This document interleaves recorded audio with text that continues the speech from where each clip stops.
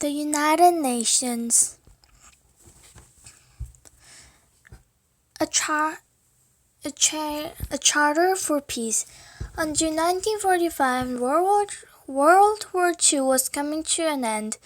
Nazi Germany has fallen the month before. Japan continued to fight as the Allies. The United States, Russia, Great Britain, China, and others closed in.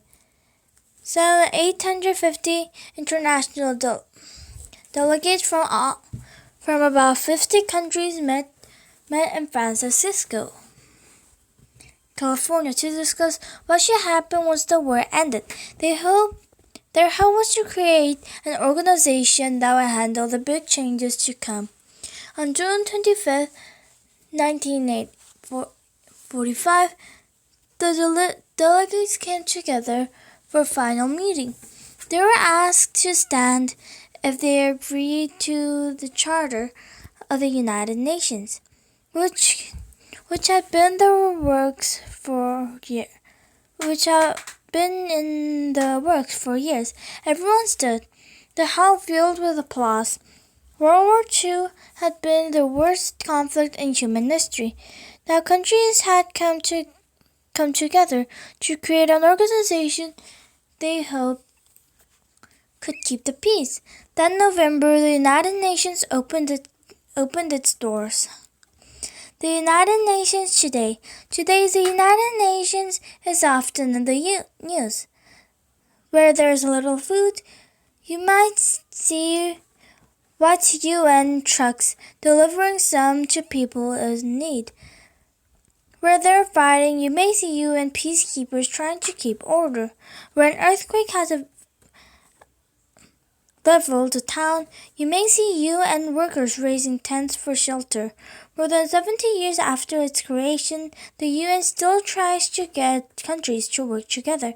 However, it now includes 193 member countries. Its quarters are the New York City, but some 44,000 people work in the UN around the world. Even with the world's growing population and complexity, the UN's main goals are to help people in trouble, promote human rights, and deal with global problems. Its missions do not always succeed, but the UN is often willing to handle disasters no one else will touch. The UN includes 6 main departments or organs. These include the Secretariat, General Assembly, Security Council, Economic and Social Council, Trusteeship Council, and an International Court of Justice. The Secretariat. The Secretariat is the executive branch of the United Nations. Its headquarters is the famous New York City landmark.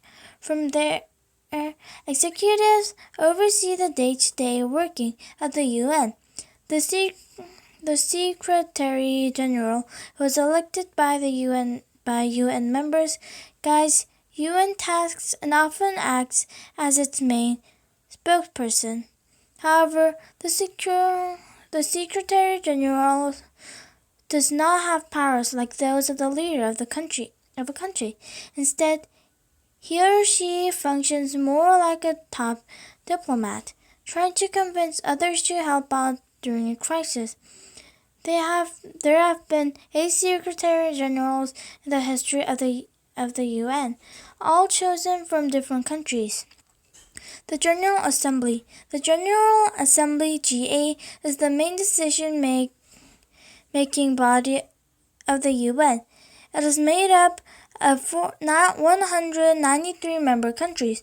The GA is where member countries discuss and sometimes vote on important questions. The UN has 6 official languages: English, French, Spanish, Russian, Arabic, and Chinese. Members often use an interpreter. In some cases, the members of the GA vote for or against recommendations called resolutions. For example, in 2010, the General Assembly agreed to send aid to the Caribbean country or Haiti after a huge earthquake. However, if a resolution is not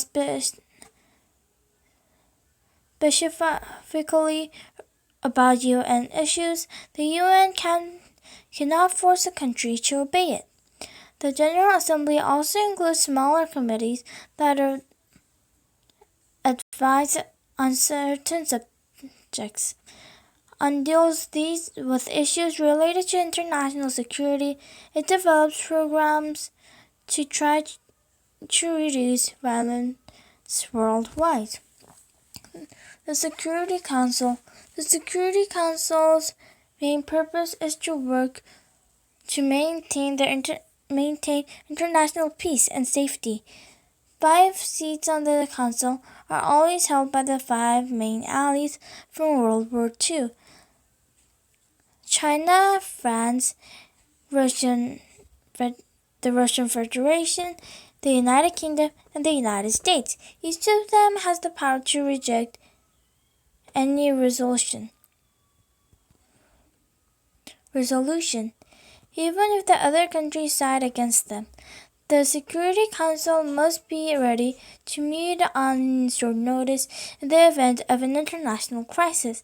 In some cases, the Security Council sends armed peacekeeping forces from different countries to police a truce. However, these soldiers can only fight in self-defense and must not take sides if violence breaks out. In the 1990s, about 2,500 UN peacekeepers were sent to Rwanda, Africa. Their purpose was to stop bloodshed between two ethnic groups, the Hutu and Tutsi. However, they could not stop the Hutus from killing more than 800 Tutsis. It is considered perhaps the world's worst failure ever by the UN Security Council. The Economic and Social Council, ECOSOC, also known as it is known, deals with economic and social issues that affect the world. One of its missions is to support vulnerable groups. For example, an ECOSOC project works to improve women's rights around the world. The ECOSOC also works to protect local cultures in danger of dying out, such as the Aboriginal group in Australia. ECOSOC also attempts to balance economic growth with the care of environment. Economic growth leads to new jobs and technologies. However, it can also use up or harm important natural resources like forests and lakes. The healing of Earth's ozone layer is a good example of the UN success. The ozone layer in Earth's atmosphere acts like a filter to protect all life from harmful radiation. In the 1980s, scientists discovered holes growing in the layer that put people at much higher risk for skin cancer. The UN called for nations to cut down the release of certain chemicals that are creating the holes. Since then, the holes have been shrinking. This showed that nations should work together to solve a global environmental problem. The International Court of Justice. The UN's International Court of Justice, ICJ, is located in the Peace Palace in Hague, Netherlands. 15 judges No two from the same country sit on the court. Each of the 5 permanent members of the Security Council always has a judge on the court. The ICG offers opinions about ruling about legal questions brought to by UN member states and makes decisions about border disputes, the rights to natural resources such as fishing grounds, and fighting between countries. The World Health Organization, the UN's World Health Organization, WHO, promotes better health practices around the world. It offers education about cleanliness, healthy eating, and other factors that can help prevent disease. In 1967, WHO led a global effort to put an end to the smallpox, a deadly disease. UN workers taught the public where the disease was common and how to prevent its spread. It started vaccination programs worldwide. In 1980, WHO declared that smallpox was extinct. WHO also collects data to let UN members know where health emergencies exist.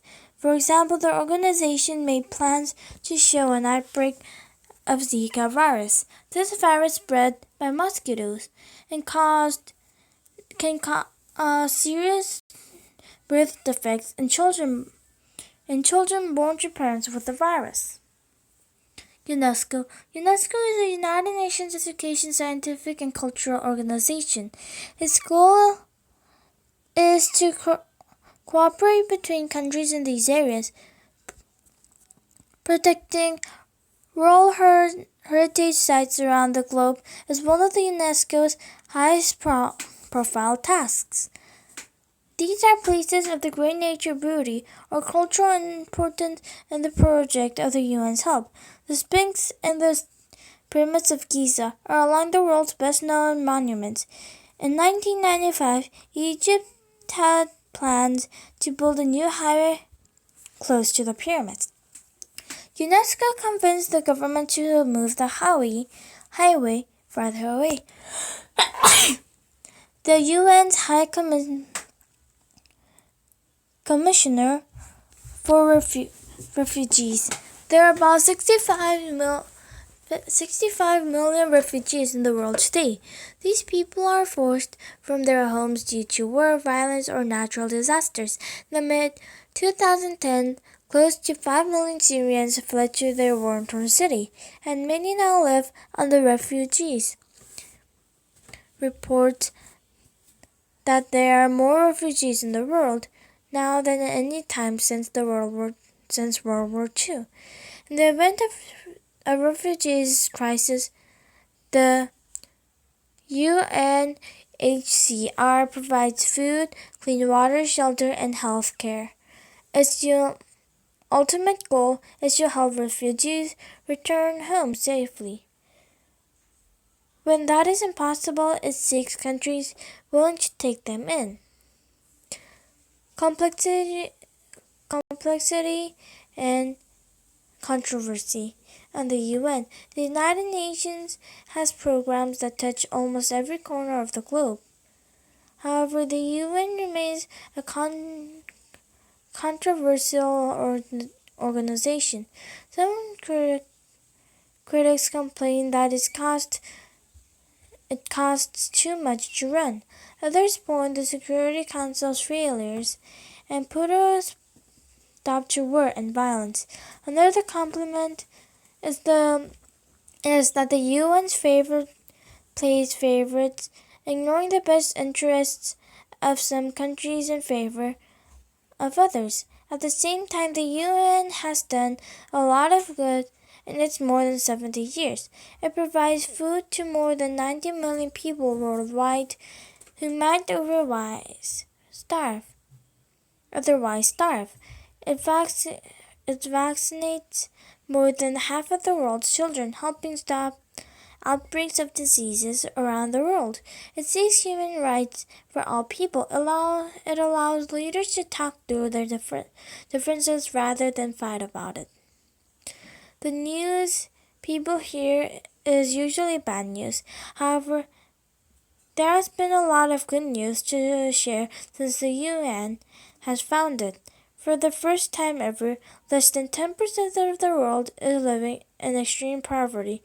According to the World Bank, a human security report study shows that deaths from war has fallen since World War II.